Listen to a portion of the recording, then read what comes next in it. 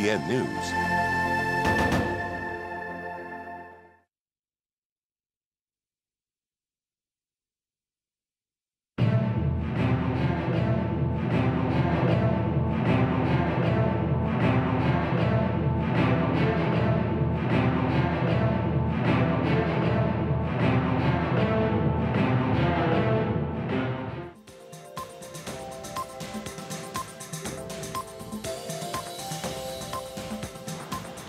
Welcome back. This is KTN News Desk. We're still on the budget 2018-2019 financial year. Cabinet Secretary for Treasury Henry Rotich is expected to table it in Parliament tomorrow.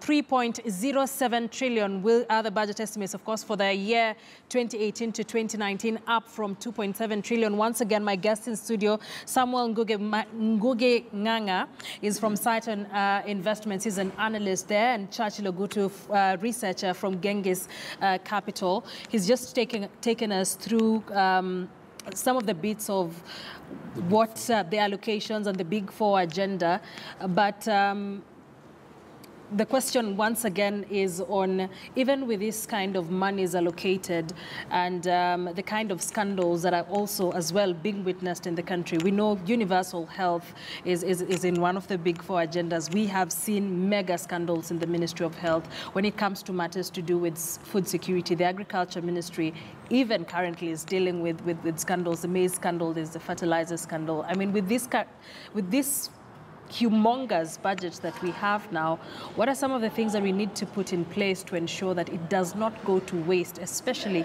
in these four sectors?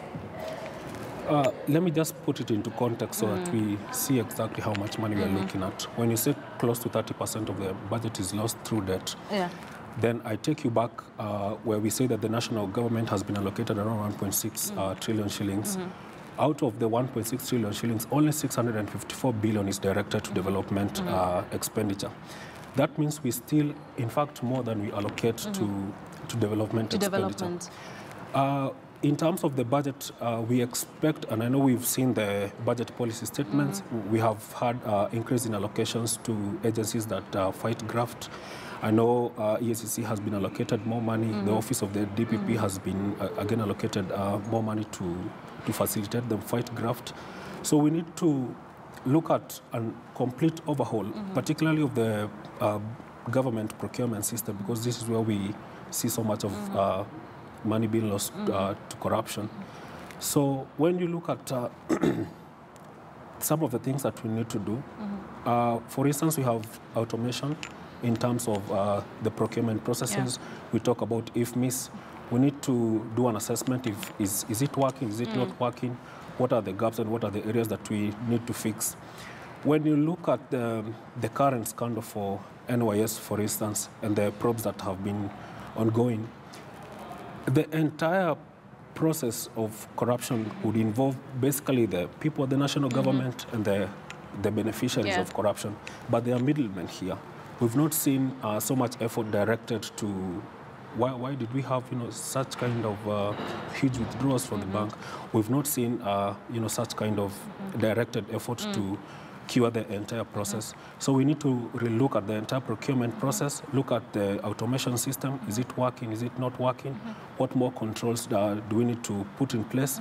And obviously we need to have a culture of integrity, a culture of ethics, a culture of accountability, which I know is a big issue affecting the public service. It is currently. Talking about manufacturing, we see that a lot of money is being allocated, like you mentioned, to some of the industries in this country just to try and revive it. It wouldn't be the first time that there have been efforts to try and revive this industry. We've just seen some of the presidents of Kakamega talking about wanting the sugar industry, sugar companies in that particular county to be revived. I mean, what is the missing link? Money is keep being poured to revive industry, but we still don't seem to be getting value for money. Yes. If you look at the overall budget, you find that different people, there are so many stakeholders that are involved. Perhaps me, I want to see a road next to where I live. So, of course, to me, what I can relate to the overall budget is that there's a road that has been tarmacked next to where I live. So you'll find that even from the analogy you've just brought about sugar industries. But the whole aspect of it is that, okay, it has to be shifted towards what is the optimum utilization of the monies we are getting out of this humongous budget that we are talking about. So that should be the main focus rather than, because we need to acknowledge that everyone can't be pleased. Obviously. But now there's that optimum allocation. Of course, now with the Big Four agenda, there are some select industries that have been earmarked to be able to somehow revamp the whole supply chain in the economy. So those are the industries that we expect much more allocation to be geared towards. And then if there's some discretionary money still remaining, is now when it cannot be balanced across the nation. Yeah. Yes. Maybe just to pick up from where he left, in terms of the budget allocation to the Big Four agenda, and what would really resonate to us as site on investments is the housing sector, which is the space within which we play. Just to, again, give you context in terms of what we are looking at. Currently, we have around 2 million houses, a deficit of 2 million housing units. The government in the housing agenda has proposed to construct at least 500,000 units in the next 4 years, up to 2022. The demand for housing grows by around 250,000 units a year, supported by a supply of around 50,000 units a year. That means you have a deficit annually of 200,000 units, which is approximately 10% of the existing deficit. So it would be important to see the key focus, the priority areas in terms of housing sectors.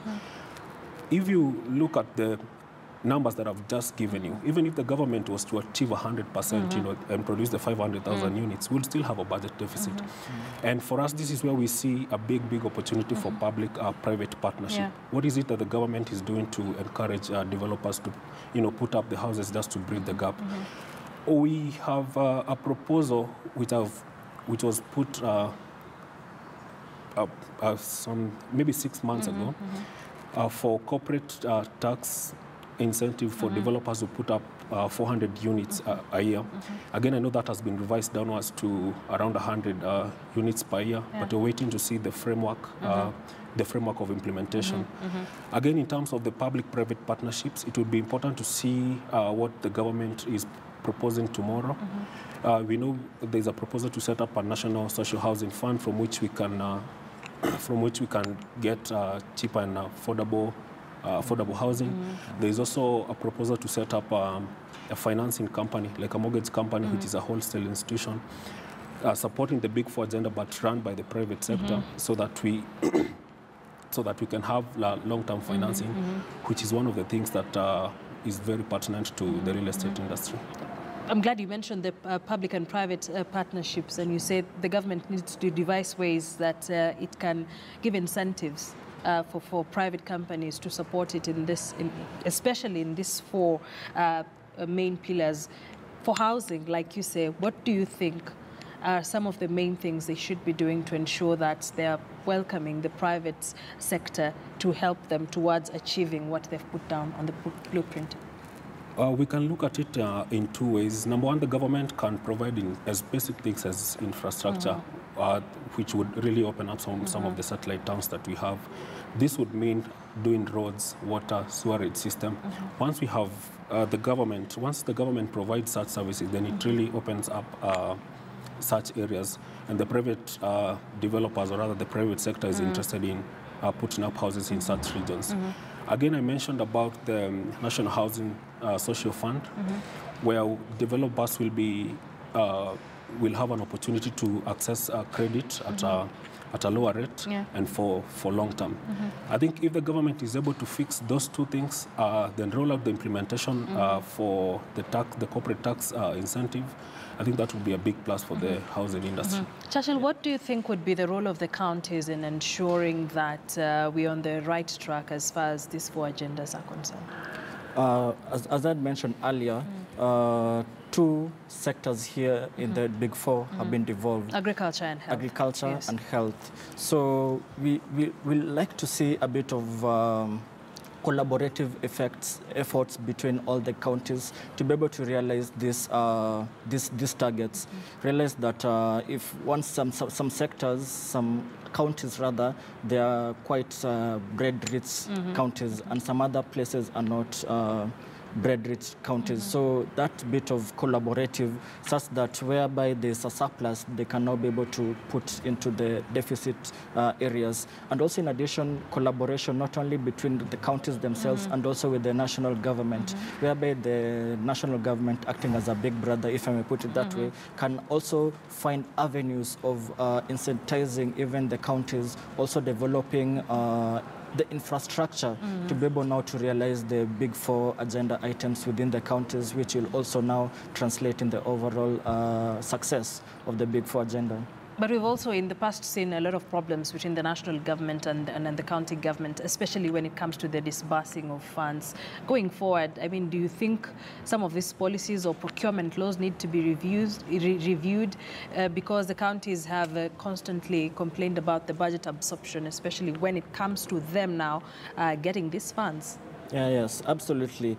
You realize that the disbursement from the national government to the counties constitute around 84% of the overall revenues to the county government. So a delay in the county government disbursement of funds to the county governments has a material impact in the counties that what we saw earlier on in the current financial year. But that was a bit of some anomaly whereby there was a schedule of disbursement that had been issued out, which was at odds with the County Allocation Revenue Act 2018. But I think going forward, I mean, there'll be some focus will be on it so that there'll be no, it will not reoccur in the future that there's a delay in the disbursement of funds. Also, on another point is this is now somehow the second term when we have the devolution in the counties. We know that there was a bit of some teething problems in the first 4 years of devolution, but right now I think most counties are quite keen in the utilization of the revenue, so it will quite bode well with how they can now be able to realize the targets that have been set out. Yeah. As we wind up, Samuel, what do you think should be different this time round after, of course, this budget is approved by the relevant bodies? Obviously, and what this would mean to the ordinary person is that we expect an increase in the prices of basic goods. When you look at the propositions that you have looked at the budget policy statement, we have some of the goods being moved from zero-rated to exempt. And what this would mean is that the manufacturer, again, is not able to claim back the VAT from the government.